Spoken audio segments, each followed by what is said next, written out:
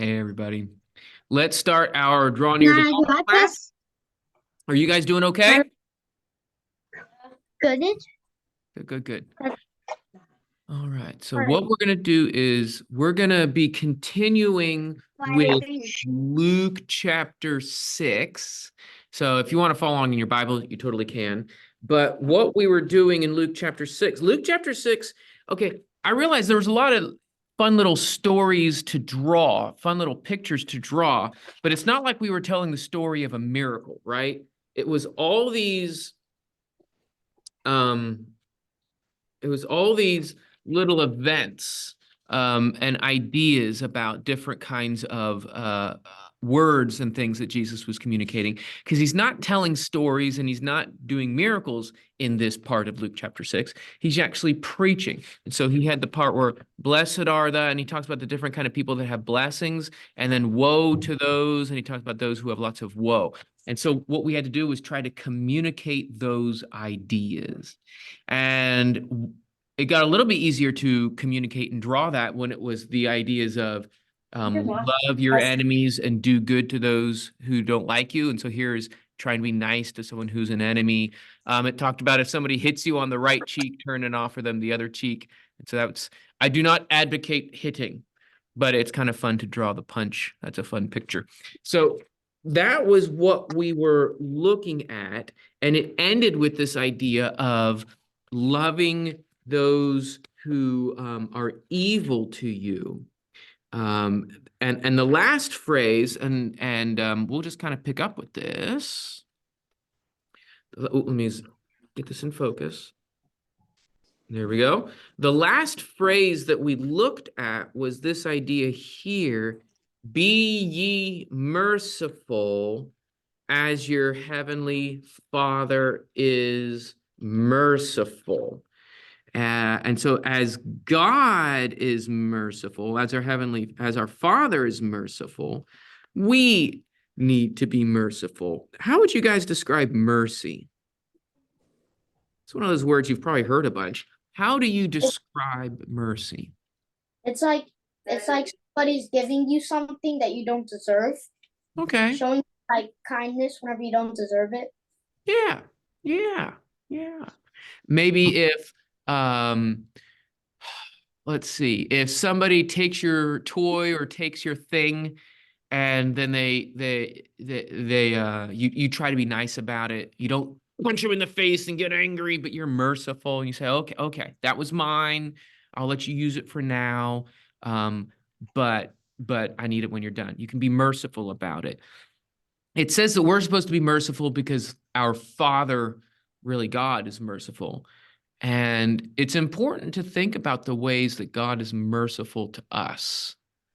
I think everyone here is breathing, and that's good. God gave us bodies that work. Everyone here is thinking and using your brains, and we're having food. And I don't think any of us are in the cold snow, although I did see some snow on the walls of one of the houses. We all have these nice things. God is merciful.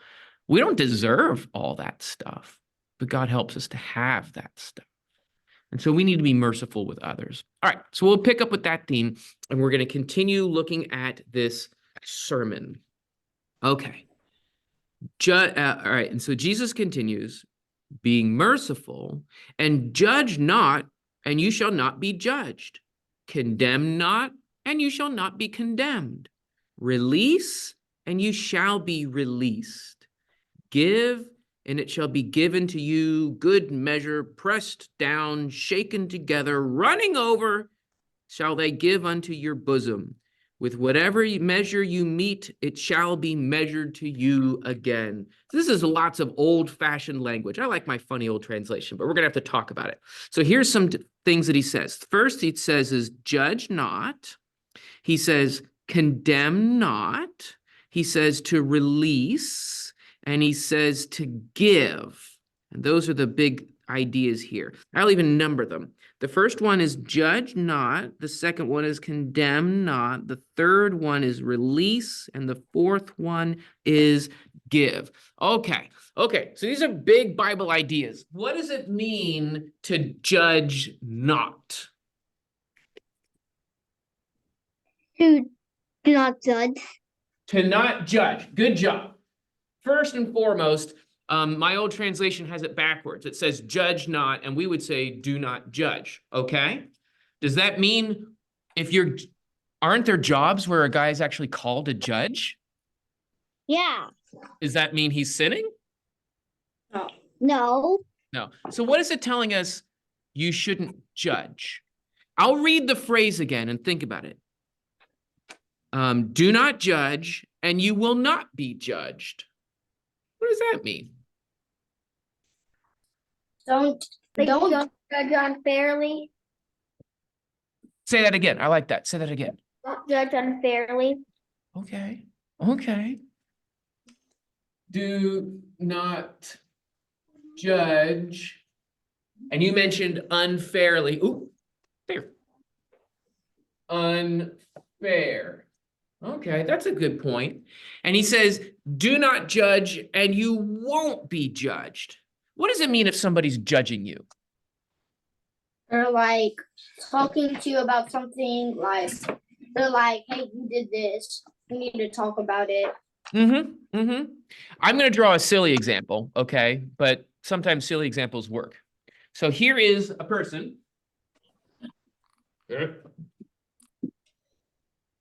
And they are wearing clothes. Good thing they're wearing clothes. But the problem is that they're wearing purple polka dots.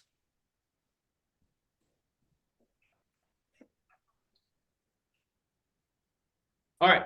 Is there anything wrong wearing purple polka dots? No. No. But guess what? Right now, do you know what the cool people are wearing? What? Brown polka dots.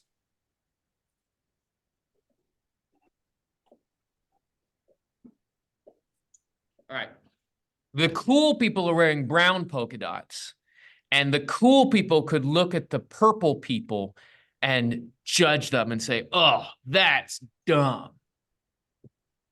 Oh, mean. Right. So that's them sticking their tongue out. And they're pointing their finger. Right? That's kind of like judging. I don't like that color. But it could be more important things like, hey, you are chewing your food too loud. Or, hey, you're taking my side of the table. Or, hey, I like to sit there. And there's like that judgment going on. How does that make the purple polka dot person feel? Bad. Bad.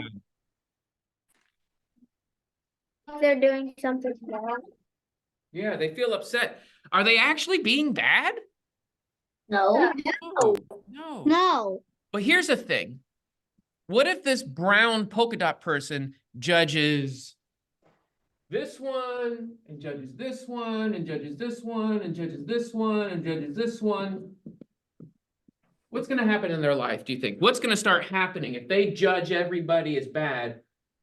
What do you think people are going to treat them like? They're gonna get judged. Yeah. Yeah. And Jesus is saying, don't judge and you won't be judged. If I walk around saying, hey, I don't think you're pretty. Oh, look at you. You kind of look smelly. Oh, look at you. You kind of smell funny. How are people going to treat me? Not too well. Yeah, they're going to say, what are you talking about? You got funny hair and dumb glasses and you look like an anteater. I don't know. Oh. Jesus is telling us how to behave, right? So what he says there is, don't judge and you won't be judged. Don't condemn or condemn not and you won't be condemned. Does that make sense? Yes. You guys probably have brothers or sisters or cousins or somebody, and if you're always yelling at them, man, I don't like the way you do that. I don't like the way you smell. I don't like the way you're playing with that toy. You're not behaving the way that Jesus is talking about here. We need to not judge and we need to not condemn. That's not always easy, is it? Not always easy. All right, I'm going to write it says do not judge. I'm going to write the word condemn up there too. Not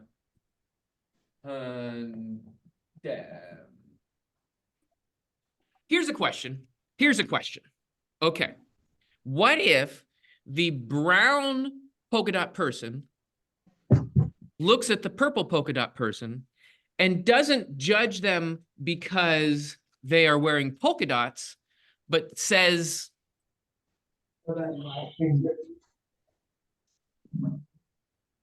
excuse me, your clothes are on fire.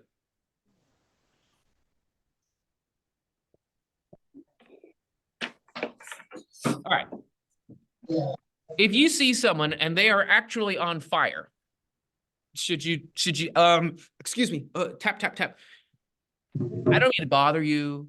I don't want to condemn you and I don't want to judge you at all, but you're on fire. Is that okay? Yes. No. You got to Yeah. tell, you got to tell them. So it's going to take wisdom, right? If there's something wrong, if there's a sin, you kind of need to talk to people. I don't think that that's what Jesus is talking about here. He's talking about, I don't like you and I don't like that, and this doesn't make me happy, and you need to he's talking about that kind of idea.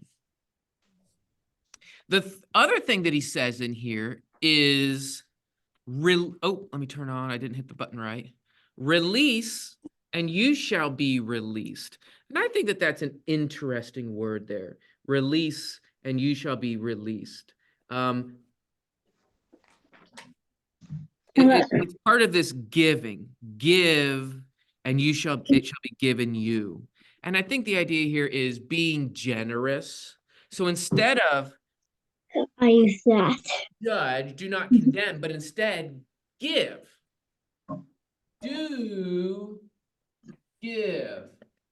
And forgive and relieve and do all those sorts of things. So don't judge, which is kind of taken away. Instead, give help, give life. I think that that's what he's talking about. And one of the things that he says here is, if give, and it will be given you. If you are the kind of person that's always giving compliments, maybe giving cookies, maybe giving away shoes. I don't know. You're giving something away. You like to pick flowers and you're always giving flowers to people. Don't pick the flowers out of somebody's garden. Yeah. But if you're picking dandelions or all these other kind of flowers and you're giving them, how do you think people are going to react to you? Really good. You. And it's going to feed that back and forth. That's really healthy and good for families and for communities and for neighborhoods and for church. And so that's what he's saying. And when he says you're going to get something back or be given in return, give and it will be given unto you, then he describes the way it's going to be given. It's going, and let me get a different color for this. It is going to be given a good measure, pressed down, shaken together, running over, so shall they give unto your bosom. Okay, this is a funny description. And I was at church once, I was a kid, and there was an older gentleman and he was describing this idea. And I thought it was a really perfect idea. Usually when you go to the grocery store and you buy something, it comes in a container, right? Comes in a box, Right. Yeah. jar.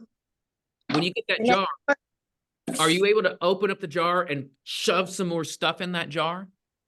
No. No. I know. No. But have you been to other stores where there's big bins or big buckets and you fill your own container? Have you done that before? Yes. Maybe you've seen that. Maybe you've gone apple picking and you're not just buying a bag of apples, but you fill your bag yourself and you get all the apples that you want. Sometimes there's candy stores that are that way too, and you fill your own thing full of candy. There's some stores like that. So here's the thing. What if you go up to a store and they're going to give you a jar or a pot? That kind of looks like a honey pot, like a Winnie the Pooh honey pot. Here's this pot. And what are we going to buy from the store? What do you want to put in it? Peanut butter? Candy. Raisins, lobster, Candy. Like Apples. candy apple. We'll do mix it too. We'll do it candy apples. All right, so here's red. And so here's the apple. Actually, they're gonna look like cherries, if that's okay. I'm just gonna do cherries. And we're going to put them in, right? And they put in 3. Is that enough? No. It's not.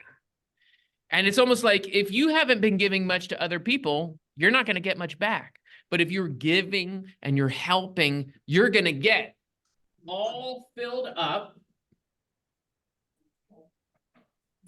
But then how does he describe how it's going to be filled up? He says it's going to be, this is fun. Overflowing. Yeah, good measure, pressed down, shaken together, running over. This is the way they're gonna fill it up, and then they're gonna like bring in some more, and they're gonna put some more in, and they're gonna push it down, and it's gonna be so many cherries that it's like falling out. That's a problem. That's a good problem. Oh no, I have so many cherries. What am I gonna do? You eat them. That's what you do. Yeah. This is a good problem. Have you ever knocked something over with your foot? Okay, Jordan, I see that your hand's up. Did you have a question?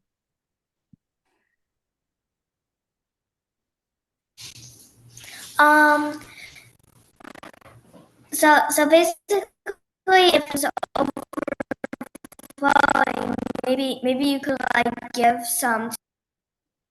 Yeah, to give some and to share some, right? And that would be, since you've been giving to somebody and they're giving you so many extra, now you have more to give away. Yeah, that's exactly perfect. This is great. And this is the way it's going to be. Have you ever opened a bag of chips? You probably have to ask your mom or dad's permission to open the bag of chips. But when you open a bag of chips, how many chips are in it? A lot. A lot. A lot. There's a lot, but does the bag of chips, do the chips go all the way to the top? Filled about 2/3 of the way. No. Yeah, it only All the way to the top. I think it's so that they don't crack. That's what I think it is. And you go, wait a minute. There's no chips in this part. And now it looks like a video game or something. There's no chips here. Why are there no chips in the top half? But God is going to give us full measure. And when we are helping other people, they're going to give us full measure, totally filled up. Crammed it down it. Now, if you cram the cherries too hard, they're going to skish. And you don't want to do that. But it's going to be packed in. That's a really fun image to think about, how much God's going to help us to get. Okay, so we drew that. Let's do some more of this sermon. And he spoke also a parable unto them. Can the blind guide the blind? Shall they not both fall into a pit? The disciple is not above his master, but everyone when he is perfected shall be his master. Okay, now this is a fun little parable to draw. First, we're going to draw a blind man. We'll draw him with those, like the blind man glasses, right? And here he is, and he's walking. And he's holding hands with another blind man. We'll put a shorter blind man here, like it's a kid or something.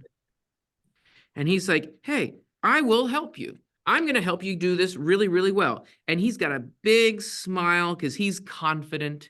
And this other blind man, he has a big smile because he's thinking, hey, I'm all safe.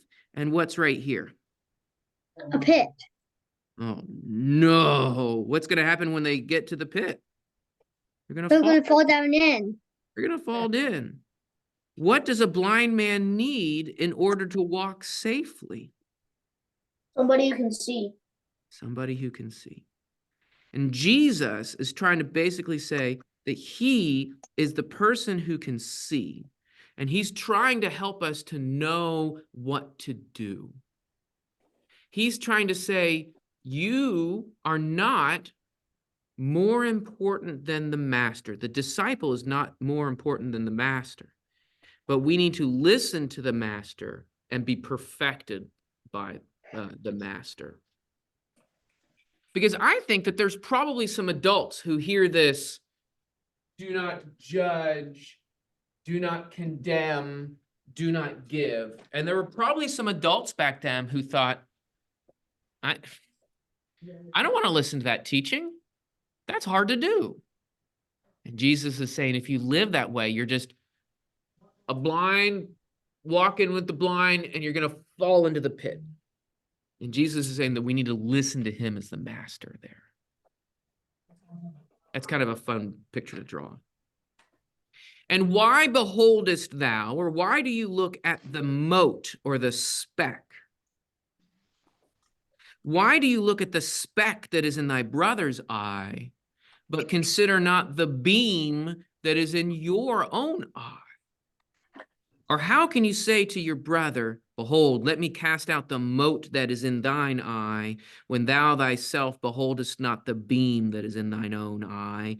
You hypocrite, cast out first the beam out of thine own eye, and then thou shalt see clearly to cast out the mote that is in thy brother's eye. Have you heard this before? Yes. You've heard the, and usually it's speck and log. That's what newer translations do. Take this, taking the speck out of the eye and taking the log out of the eye. This translation has mote, which is an old word for tiny speck. And a beam is like a huge log. It's the important piece of wood. It's the beam that goes across the top of the walls to hold up the whole house together. And so this is a very fun thing to draw. Okay, here is a person with a speck in their eye. So we got to draw the eyeball. Here, we'll do big eyeballs. That is a person, and they're a little bit uncomfortable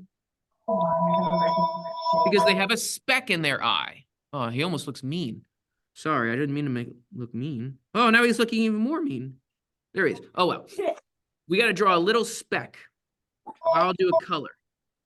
I'll do a little blue speck. All right, can you see the speck? Yeah. Have you ever had a little speck in your eye? And it's just No. like right there, and it just hurts and hurts. This is probably gross to look at, I guess, huh? Just like, oh, I don't know how to get it out. Oh, it hurts so much. Oh, I wish I could get some help. Now, if you have a tiny speck in your eye, are you going to die? No. No. But is it uncomfortable? Yes. Is it a problem? Yes. No. I mean, it's not the worst thing in the world, but it's a problem. Okay. Okay. But what Jesus is saying here is, how can you, why do you look at the speck? Oh, sorry. Why do you look at the speck in your brother's eye, but do not consider the beam that's in your own eye? And now we've got to draw a man with a beam in his eyeball. Now this is fun. So here's his face. And I'm going to draw this eye pinched because inside this eye is a giant log. I'm going to just draw a log. Oh, is that what we want? All right, so there's this log, and it's skished right into this eyeball.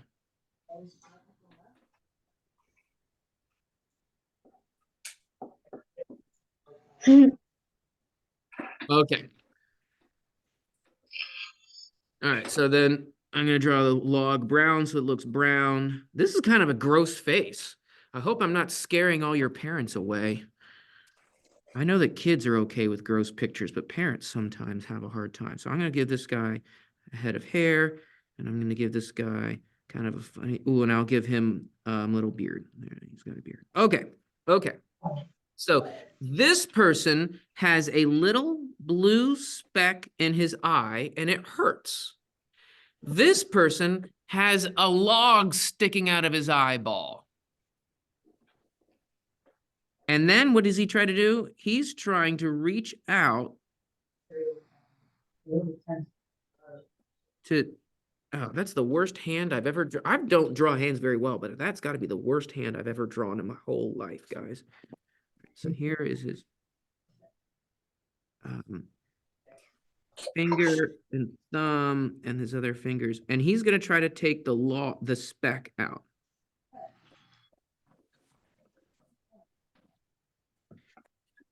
Now, how good of a job is Mr. Logface gonna do at taking this tiny speck out of his eyeball? Not very good. Let me see if I can. Oh, I'll stick my eraser in my eye. All right, hold on. Here, I'll get that out. I'm sure I won't hurt you. This won't be a problem at all. Ugh. Do you see the problem there? Yeah. Back to this. Oh, I don't like your purple polka dots. Brown polka dots are the coolest ones. And then we're like, but clothes don't really matter. Don't act that way. And that's not very good judgment, right? There's a lot of people that get caught up and they want to look at, I think when he's talking about specks and beams, I think that that is a metaphor or a symbol for sin. Somebody has a big sinning problem and they want to fix everybody else's problems and they don't want to deal with their own problems. Do you see the problem there? Let's see. One of the Churchill boys. Is that your hand up? Go ahead. I have a question. Yeah. Don't we all have a log in our own eye? But whenever we try to take out someone else's eye, the speck out of their eye, don't we have a log in our eye too, and not just a speck? And that's the point. I think that that's really the point that he's getting at. First, we're going to do the right on the surface idea, and then we'll talk about your idea. Okay, bud? The first one is, this is bad.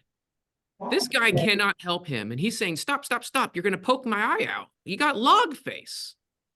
And we need to not think that we are super cool. If I do all my muscles for you, whoa, and act like I'm big and strong.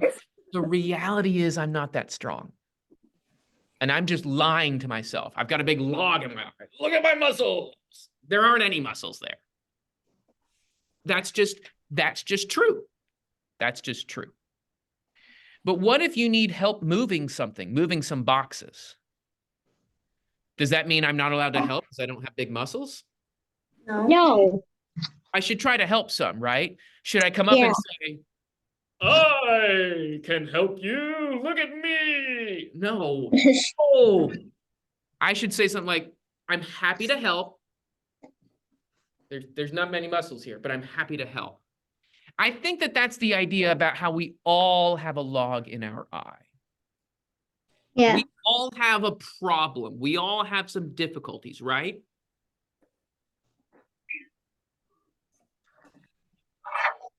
So if we have a log in our eye,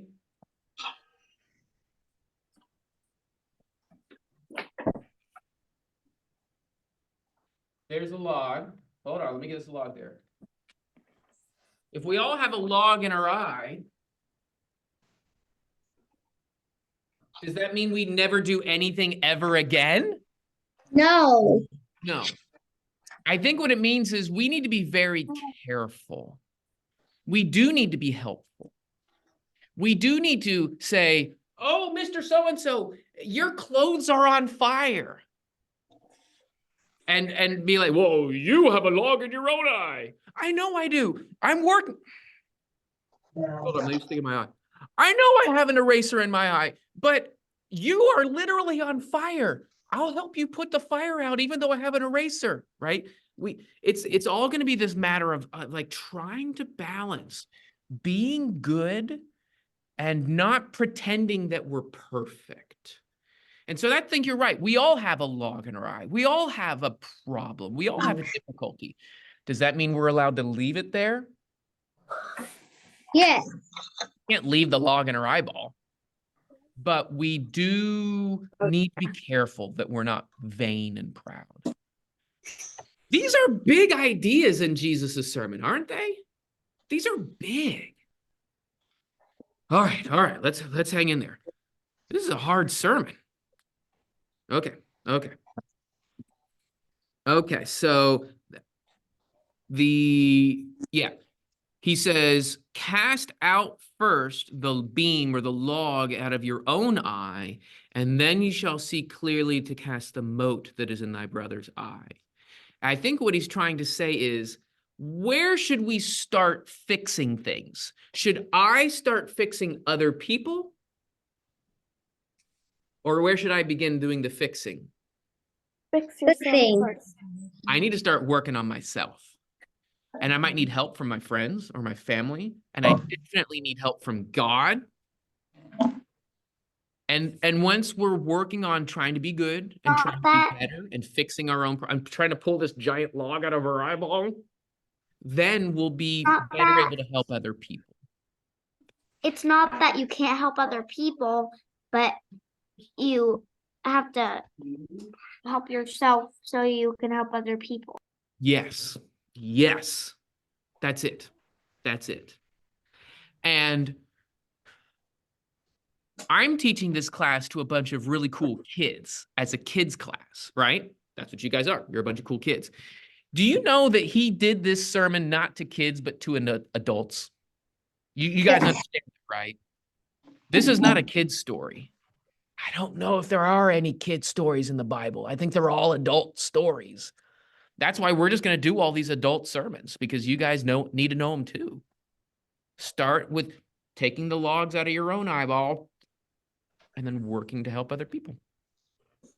Okay. Let's keep reading. There.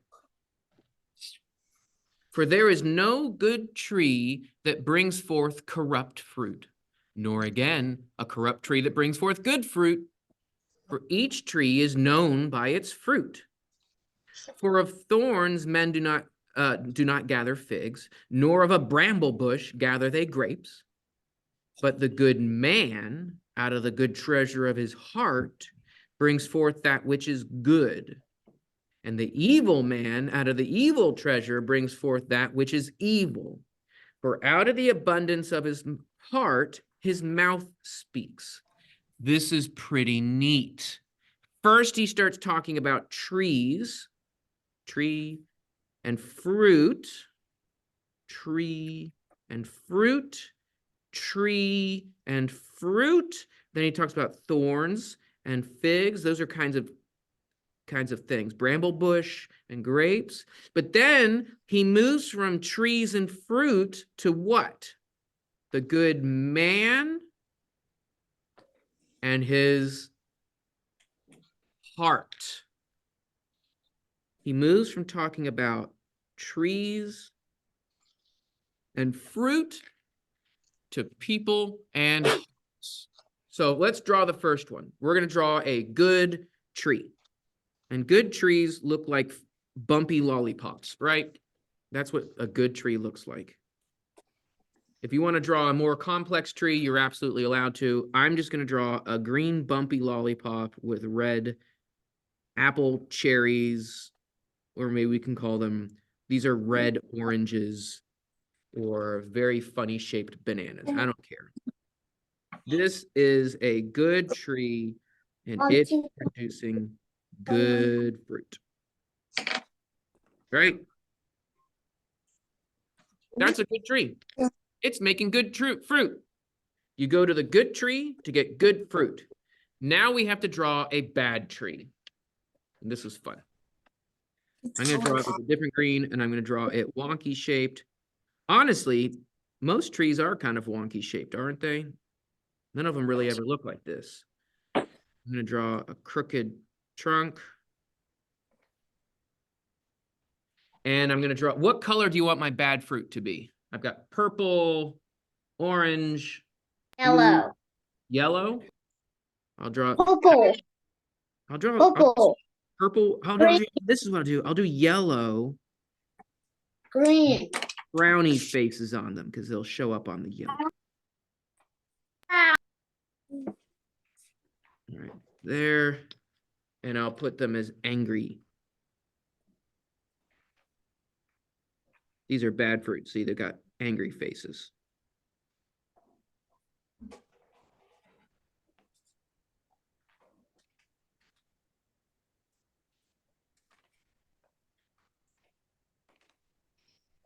Bad fruit. And it's got green leaves and it's got, somebody said purple, so I'll put some purple leaves on it. That's a bad tree. It is not obeying the rules. It's growing wrong colors and angry fruits. Okay, so there's a bad tree.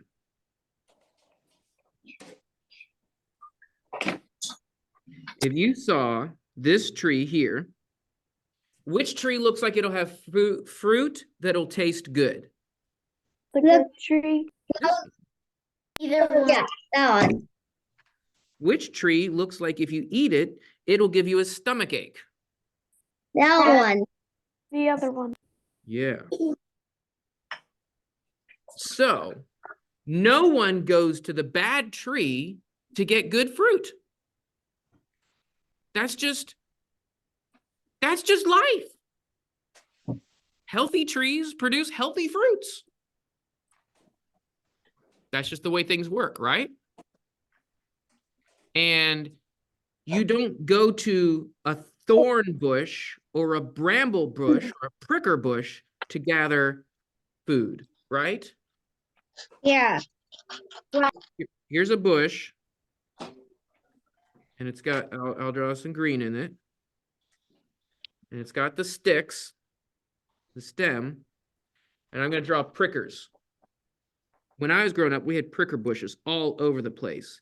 And people used them to make fences because guess what? No one would ever try to push through one of those things because they stick Yeah. you and they hurt, right? Yeah. Yeah. It's a good fence. Do Yeah. you think I ever went to that pricker bush thinking, oh, I bet you I'm going to find some fresh lasagna inside? No. No, I don't ever expect to pick hamburgers from a pricker bush. Well, The only thing that you can get from a pricker bush is like blood on your face, Prickles. right? Ow! Jesus is using this good tree, bad tree as a symbol for what part of the person? Good and bad what? Your heart. The heart. He's going to start talking about the heart. So I'll draw the heart on the board. I've used up my space here. So here we have a heart. And here we have a heart. Oh, they're both heart-shaped. Well, one of them's going to be happy. And one of them's going to be sad or bad.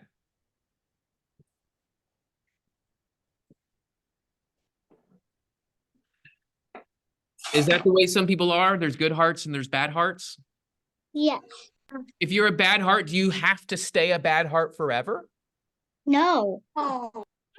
You can change. That's what Jesus is trying to tell us to do, is to change, to think about our hearts. And so the good man out of the good treasure of his heart brings forth that which is good. The evil man out of the evil treasure brings forth that which is evil. For out of the abundance of his heart, his mouth speaks. So what sort of things will we find in the good heart? What kind of things are in a good heart person? What are they going to talk? Language. Good Good language? language. Okay. Kindness. Good words. Joy. Joy. Yeah. Oh, you can Kindness. kindness. Yeah. Sorry, what was that after kindness? Peace. Peace. So it's gonna be good words. Love. Joy. Kind. Peace. Love. Whenever I write the word love, I usually just draw a heart. So inside this good heart is gonna be good heart. Okay. Yeah. That's true. I mean, you guys are right. So what's going to come out of a bad heart? Bad wolf. Give me your ideas. You can say them out loud. What? Hate. Bad wolf. Anger. Yeah, anger. Selfishness. Selfish. Hateness. Bad wolf. The bad heart. Will. Bad wolf. Bad Bad words. heart. Anger. And bad wolf. Yeah, bad words. Hate, anger, selfishness. That was No patience. Murder? Killing. Murder? Killing. Yeah, murder, killing. Will judge, will condemn. Judge. And I Yeah, man, this list could go on forever. hate. Yeah. So here's the idea. When you look at Mr. Brown Polka Dots, can you tell if he's a good person or a bad person just by looking at the shape of his head and the color of his clothes? No. How do you know if Mr. Brown Polka Dots has a good heart or a bad heart? Look at his actions. By his actions. Listen to him. His heart. Yep. And look by his heart. And when you look at his heart, do you have to go and pull out the heart and look at the heart? No. No, I like being weird. No, his heart is shown by the things he says with his tongue, the actions that he does, the kindness and the words. Is he using ugly language? Is he judging? Yes. Yes. That's how you find out. That's how you find out. So then the big question is Jesus telling us how to look at other people's and know them? Or is he telling us how to look at ourselves? No. How to look at ourselves and look at others. Ourselves. Yeah, probably ourselves and others. But he already said, where do we start working? Ourselves. Ourselves. Selves first. Selves first. So that means here I am a kind of a person. I'm trying to be good. Here I am. I'm saying things and I'm doing things. And I'm trying to remember, okay, dear, you've got a giant log in your eyeball. You got to work on this. But I also need to work on the fact that I have a Polka dot. No. Oh, yeah. I got a heart. Yeah. And I have to be careful of, is my heart good or bad? And it's people are gonna tell my heart based on what I do with my hands, what I say with my mouth, right? What I look at, right? Maybe I'm looking at good things or I'm looking at bad things. Where my feet Along. take me to. You know, there's that old little kid song, oh, be careful, little eyes, what you see, and be careful, little feet, where you go, and all that stuff, because it's going to be revealing our heart. Don't forget the log. Here. And oh yeah, and also whether I'm taking the log out, right? This thing needs to go away, right? And what I hear. And what I hear, oh, ears. Yeah. Here's his ear, and here's his heart and his earring. Now it kind of looks like he has an earring or something. And what he smells. Yeah, I guess smelling, but I'm done with that one. Okay. Okay, so we need to be careful about ourselves. We're just supposed to be really mindful. This is a lot to think about, isn't it? And then Jesus says, and why do you call me Lord, Lord, and do not the things which I say? Everyone that comes to me and honors my word and hears my words and does them, I will show you to whom he is like. He's like a man that builds a house, who digged and went deep and laid a foundation on the rock. And when the flood rose, the stream broke against the house, and it could not shake it, because it had been well builded. But he that hears and doeth not is like a man that built a house upon the earth without a foundation, against which the stream broke, and straightway it fell in, and the ruin of that house was great. Okay, I'm pretty sure that you guys have heard that story before. You've heard this? Well, I heard it in a song. You heard it in a song, right? Songs are the best. Yeah. Well, we're going to talk about it in the story form here, not the song form, but it's the same thing, isn't it? Okay, what does he want us to do? He says, why do you call me Lord, Lord, and don't do what I say? So that's like, here's Jesus. And he's preaching, right? And on this side, I'm listening and I'm smiling. And I think, oh, wow, this is great stuff. Praise the Lord. But what do I do when I walk away? Forget it. I forget it. And what does my heart do? Come back what you was doing again. Yeah. So let me draw it like this. I'll draw the red heart. But now it's got an X. Like when we're listening to Jesus, our heart likes what he says. But when we walk away, what do we do with that? We just forget it or we just break it. That's bad behavior, right? That's the bad behavior. And what does he compare it to? He compares it like a man who is building a house. And what does the first man build? How does he build his first house? The first man built his house upon the What? First man built his house upon the rock. First man built his house upon the rock. And in the song, it's the rains came tumbling down. That's from Matthew. In Luke's account, it's not rain. What hits the house? And when the flood arose, the stream broke against the house. So we're going to draw a house. Here's the house. It's got a good roof. I'm going to draw a really tall one. It's got the chimney. It's got the smoke. It's got the window. And, oh, I need to move this down. And here's the front door. Now, do you know why the front door is way up high in the middle of the house?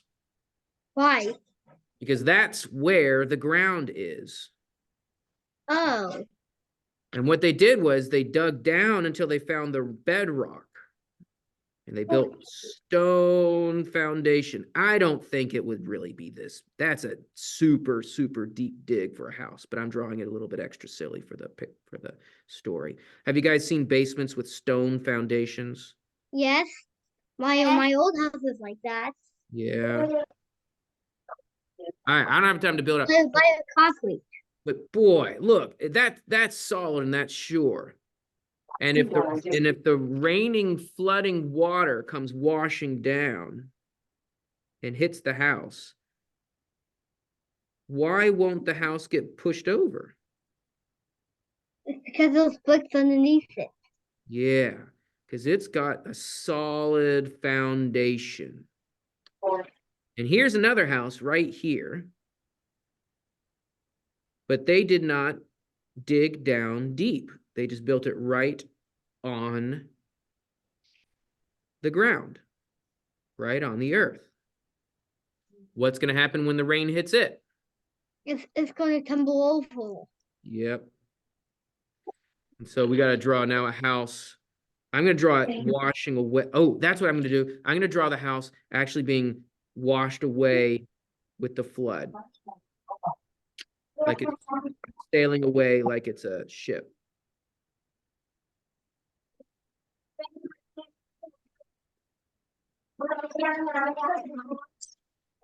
Oh, look, I'm going to draw the person in there looking sad.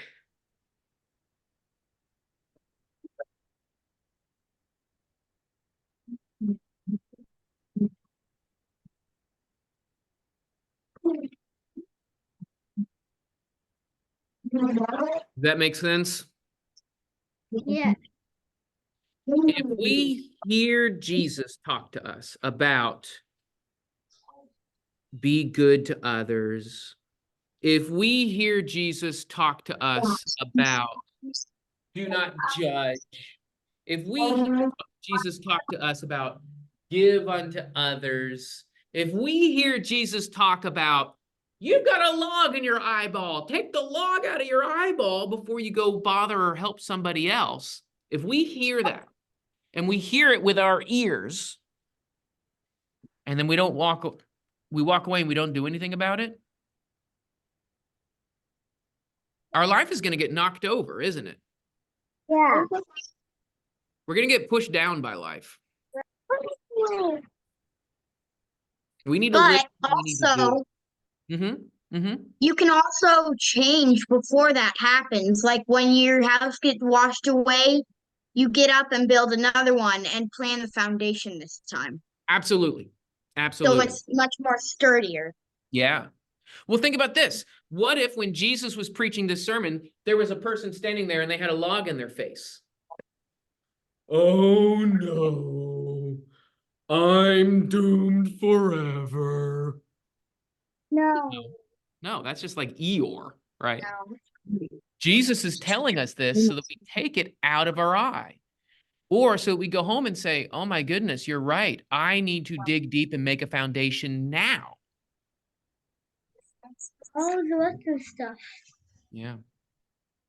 All right. Um, Well, I think I've used up way more than our usual time. So I'm about to turn off the recording, but I wanted to see, do you guys have any other comments or questions before we close? Mhm. Jack, I think I see your hand raised. You have a question? Can we show our pictures? We might do that after.